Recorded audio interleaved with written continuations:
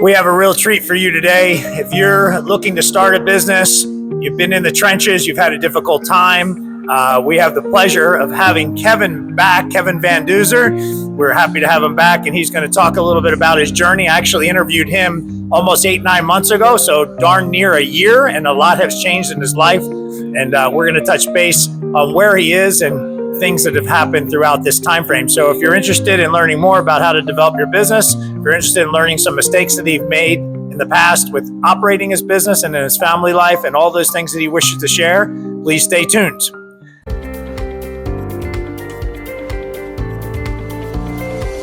This is Lessons for Life with Dr. Ron. We're here in Naples, Florida at Seed to Table in sunny Naples, Florida.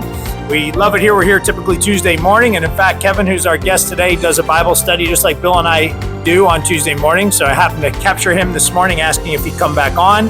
So if you ever want to share a testimonial, just like Kevin is going to do today, feel free to drop by right here at Seed to Table. And we can also do by Zoom as well if you're not in the area. But if you're in Naples, we'd love to see you. This is one of our favorite stomping grounds, and we are blessed by Alfie and Seed to Table to have this basically as our recording studio at this point in time.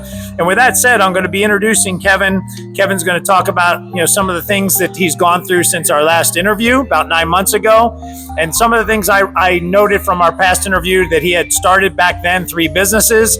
He discussed that he originally had some issues managing and operating regarding his employees. There was some terminology that he talked about with regard to pride and how that might have stepped into his way. And then also his father, Coach V, is in ministry. He's a pastor. They actually run this Bible study that they've been doing for quite a while here at Seed to Table on Tuesday mornings, ironically. And I want to talk about just his faith and how he feels his belief in God may have had an impact or plays a role past, present, and future in his life. And so with that said, I'm going to let him steal the show and let him introduce himself. And so your full name? Kevin VanDuser, Jr.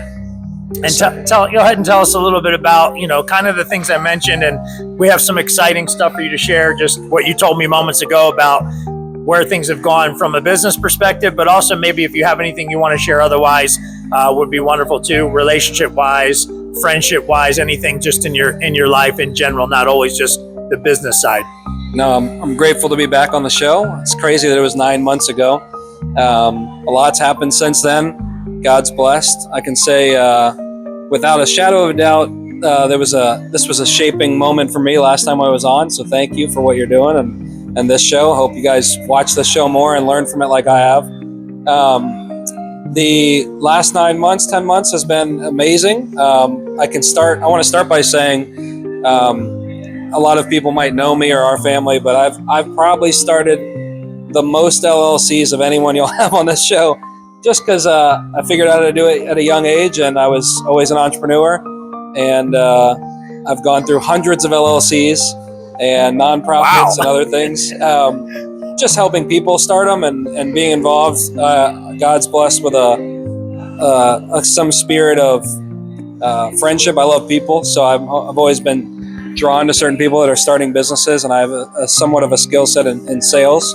So I've been drawn into a lot of businesses. So they weren't all necessarily mine, but I can say this is the first business. GOATED has been the first business that I've started for God's glory, and maybe not started entirely for God's glory, but it was the first one that it was one of the forefront thoughts, and it was one of the first pillars of how I wanted to build the business. And I think that that's 100% why we've had great success. And I struggle every day to try to keep that the pillar, and we try to do the best we can in hiring and partnerships and everything we do. We want to partner with people that are like-minded. We also want to be a testimony to people that are not. So we're not closed-minded on our partnerships. We want to make sure that the goal is to bring glory to God, and there's not other ulterior motives. And that's why I think these businesses have been blessed the last 9 months and 10 months.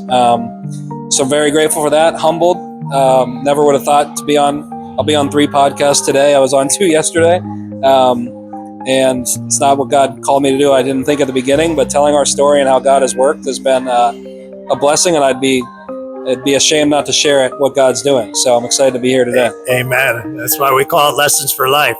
Well, touch base, because people that are watching, there's a lot of people right now looking to get into business with the internet, with all the technology, and a lot of the millenniums. There's going to be a lot of there are and there will be so many businesses in the people in the age bracket of 60, 70 that really have successful businesses, but they're getting tired. You're hearing a lot about people just want to kind of part ways and put the business up for sale. But where I'm going with this is you specifically mentioned a few things when I interviewed you almost a year ago with how you managed. You said you had companies that were not doing well in the past that you struggled with. You said that you're finally on a launch.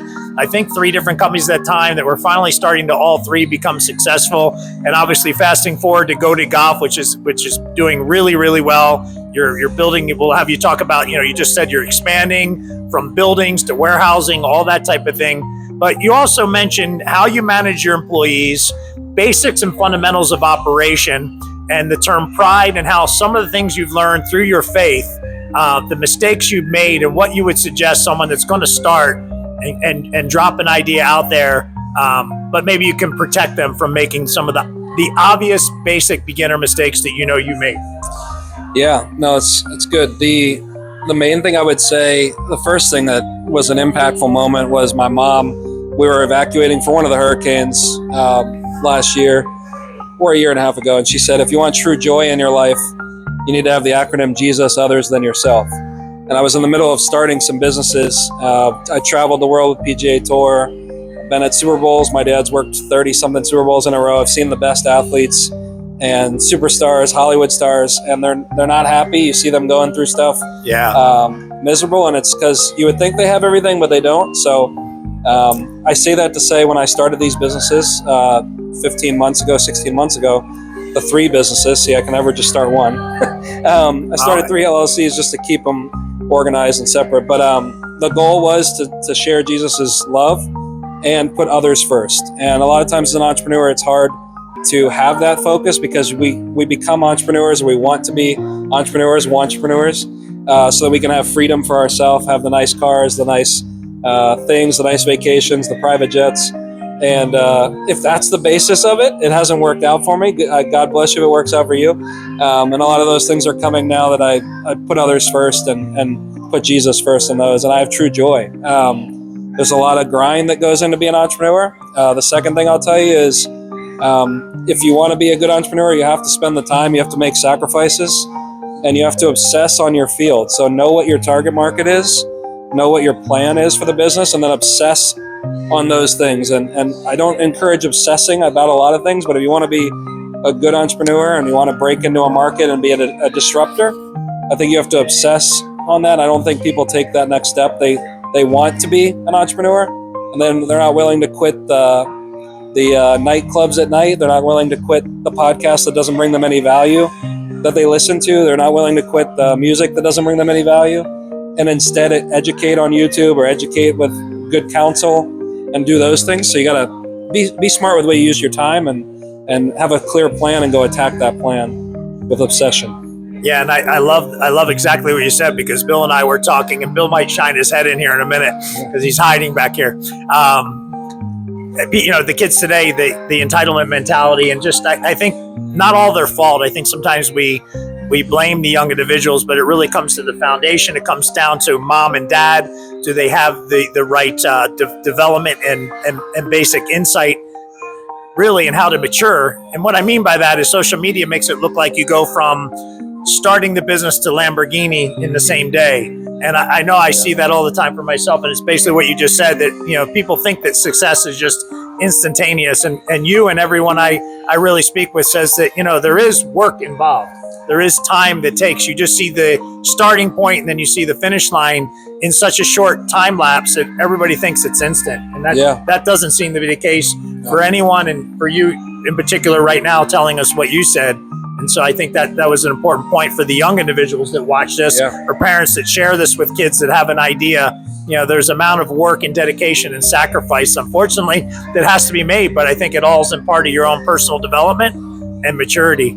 So 100%. I don't know how you feel about that. No, it's great. It's a great point. The reflection and all that is a big thing too, is learning from mistakes you've seen. God puts us through things to teach us and to shape us into the people He wants us to be. And if we don't reflect and we just move on to the next instant gratification, we move on to the next thing that's going to be delivered by Amazon, and not jump into, let's reflect why this product we tried to submit and tried to sell, or let's reflect on our service, why it's not going viral and why our content's not going viral, and let's see who's doing it well and let's see what we can do better. And that reflection, I think we miss a lot, is looking back at young entrepreneurs, and I did the same. Is you move on to the next thing and you just think it was bad luck, or you could be a victim and think it was just that you didn't have enough money or enough followers or enough things. And it's very simple. We're in the best country in the world to start a business. We're in the best country in the world to be free and speak freely, and education to get. We're not blocked on stuff we can learn from and stuff that can help us. So take advantage of it all and spend time wisely and reflect on stuff you've been through and grow from it. With back to pride, just because that was one thing you did mention particularly, some things that you've made mistakes with in the past and how you choose to integrate the people that are helping grow your business right now. If you go back almost a year ago, or even prior to that, how maybe you operated your company or how you managed staff or people that helped you, is there anything between then and now that you've changed in your business operation of how you take care of your employees? Is there a prayer? Is there a time of prayer even, or is there bonuses and things that are structured around the success of your company that people many times just, I think, have employees as employees and don't bring them into the company and allow them to enjoy the fruits of the successes? At least I see that a whole lot. And so does any of that hit home to you, especially starting with pride and what you mentioned previously? Yeah, for sure. All of it hits home. What I said 9 months ago on this podcast was the pride was a battle for me. Leading's easy for me, but I was leading in some ways the wrong way, and how I responded was the wrong way. And as you have 20 cooks in the kitchen, you have to have some humility, and you have to have that ability to divide job responsibilities and hold people accountable too. I wasn't great at that. I didn't know that back then, but I would hold people accountable in a different way. As a poor leader, in my opinion, I would bring it up in a group setting or in a friendly, joking setting instead of one-on-one, saying, "Hey, I expect this, and let me help you equip you the best we can to have you complete that task." So my pride there in a lot of those times of adversity was, how dare that person? I've done so much for that person. I employ this person. He makes more than I do. I don't even make a paycheck. How could I do this? And it was my pride that was in the way to go, I need to handle this a whole different way. And if I truly want to put others first and have them succeed and create freedom for my employees and create joy for my employees and partners, I need to have my pride out of the way. So I think selfishness kills. I still am on that kick. 9 months ago, I was really on that kick, but selfishness kills 99% of the things we see dying. Businesses, marriages, friendships, selfishness is at the key. I talk to a lot of people that are, my wife just doesn't listen, so we're getting a divorce. My kids don't listen, so they're going to, I'm not homeschooling them anymore. I'm going to put them in a school. And it's like, well, you don't have a lot of it's you. A lot of it's something that you could change and be a leader, especially as men. So the pride, it's hard to be humble when we're as awesome as we are, but you have to get through that if you want God to be the light and you want others to succeed. No one flourishes really in a prideful, narcissistic environment. So got to always battle with that. But prayer is big too. Sorry, I don't want to. You mentioned prayer. That's what I was going to ask you about. We didn't really hit the mention of faith and how God. Yeah. Your father's a pastor or minister? Minister, yeah. And ordained minister. Ordained minister. Yeah. So how has your faith wrapped around everything that we're talking about, from family to business? Yeah, your life that's been key. It's the most important thing in this growth. Been very blessed to grow up in the home that I did. My mom and dad are both amazing. My wife's a missionary with in Southwest Florida for FCA. My wife and I have never prayed on our knees as much as we prayed through this business. And if that was I told her the other day, if this is what the plan for our business was to get us as a couple on our knees more, and we don't do anything else, it was a huge blessing. Our kids have grown from it.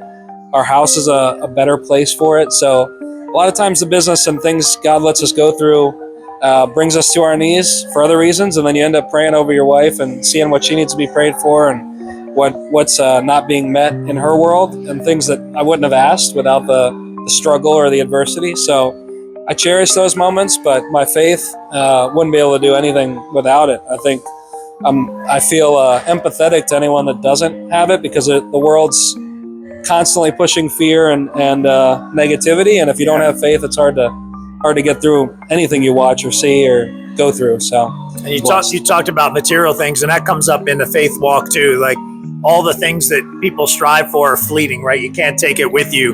The fight for finances and for materialistic things that brings really not a joy, but a temporary happiness. Yeah. You seem to feel the same way with 100%. Your mention of that, even though you're being blessed with successes and I'm sure finances through that. How does someone, just a quick mention, get started for that young person or anyone that's having even a relationship issue? Do you have any direction you'd recommend someone to start into this thing we call faith in the Lord? Just a few steps. I think first step would be, the Bible says, if you call on my name, you humble yourself and pray. He's always listening. You don't have to be a Christian for God to hear your prayer. That's how it starts. That's how the faith starts. So humble yourself. We've been talking about pride, but ask for help. Almost every recovery program in the world starts with acceptance and humility, and making that statement that you have a problem, you have a need, and I would say start there, and then get around good people. And I'm battling with this now, so this isn't just my opinion, but I would say get away from people that don't want what's best for you, and put people around you that are going to make you better. And as soon as you start to cut things out and try to be better and be more disciplined, and the people that are upset about that and those changes, those aren't really your friends. So put a good circle around you, put good people around you, and start there, and reach out to us. You've got my contact, and I love reaching out to people and commenting back to people that are looking for comfort, looking for this faith that we have. So happy to share that. Powerful. You need to rewind some of these and listen to that again. Yeah, unfortunately, sometimes you do have to cut the slack, and it can be difficult when you have to let some of the friends in your life that are taking in the wrong direction and let them go. But I do want you to close out, and then Bill might pop in with a couple words, which I'd like him to. Tell me, you right before you just talked about, explain, I want you to promote a little bit what you're doing with GOATED and why you came about doing it. So talk a little bit about the expansion. You have some exciting things happening with new facilities and all that. Just real quickly, plug yourself there so that we know what exactly you're up to, where your focus is. Yeah, we bought a couple URLs, but goatedgolf.com is now the URL. It forwards to all of our URLs. We have a weekly Bible study on goatedfamily.com. Has about 100 people in it every week. My dad's leading. I did the first 7 weeks. My dad's leading these next 7 weeks. There's a couple more weeks left of the study, and you can join anytime. We're working on a foundation. The GOATED Foundation's being formed in Florida. It's a nonprofit that we can do recovery and hotline calls all day and night. Wow. We have a couple people offering to do that, and pastors that want to be involved with that. So please reach out to us. Could be another way. We have pastors and people we love and cherish, and we know that they're on the right path to help with anything going on. Recovery will be awesome.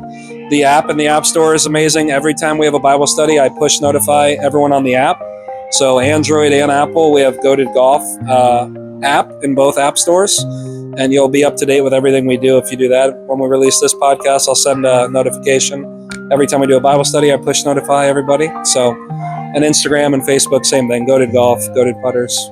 And we can get this awesome apparel right here. Yes, this is sold out. So tell them a little bit about what you have in GOATED Golf. So those that never heard of you, what are the products? What do you have? We have putters. We started with wedges, towels, polos, t-shirts, shorts. We have boxers, men's boxers coming, golf boxers. Need those. Socks, shoes. We got everything on the app. We're turning into a full brand, which is a blessing. We're going slower than I want to, but good counsel has suggested that we crawl a little bit. We've been crawling, and people are loving the product. So this polo is not available anymore. We're a limited drop company, but we have new polos actually launching today that will probably last a couple days. We might be able to get them to auction that one off if you really want it.